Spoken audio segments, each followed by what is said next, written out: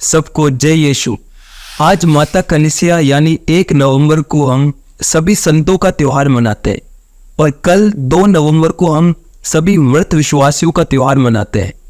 तो आज सभी संतों के त्यौहार को जानने से पहले एक बहुत ही महत्वपूर्ण जानकारी है जो इन दोनों त्योहारों को समझने के लिए सभी विश्वासियों को पता होना बहुत ही ज़्यादा जरूरी है।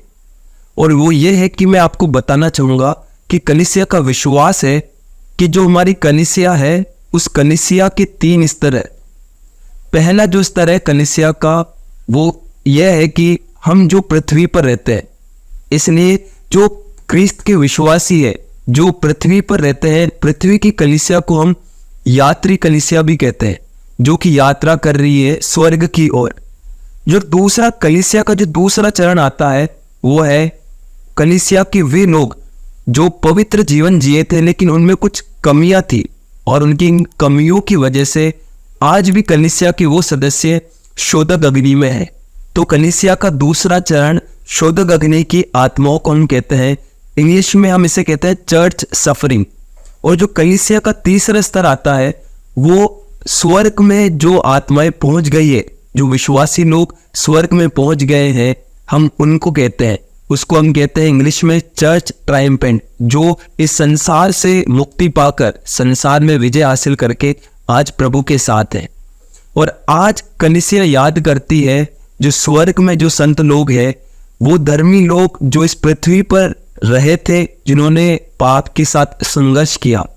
शैतान के साथ संघर्ष किया, लेकिन प्रभु की कृपा के साथ ही वो आज स्वर्ग में है, प्रभु के निरंतर दर्शन करते हैं।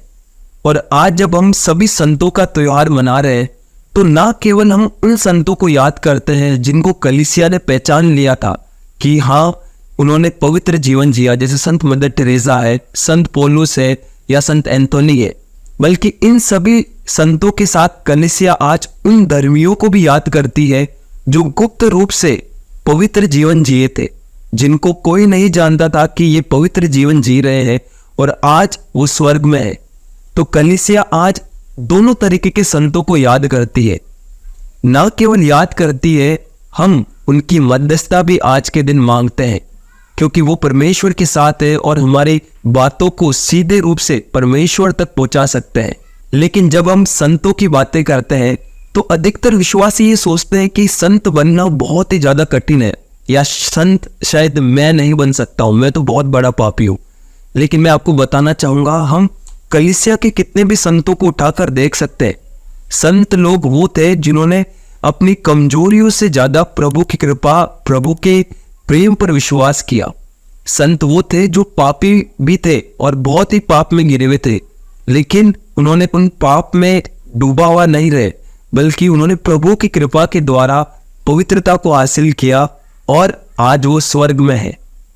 मैं आपको याद दिलाना चाहूंगा कि जो यात्री कलीसिया है, हम जो विश्वासी आज यात्रा पे है स्वर्ग की ओर, हम सभी का भी एकमात्र उद्देश्य यही है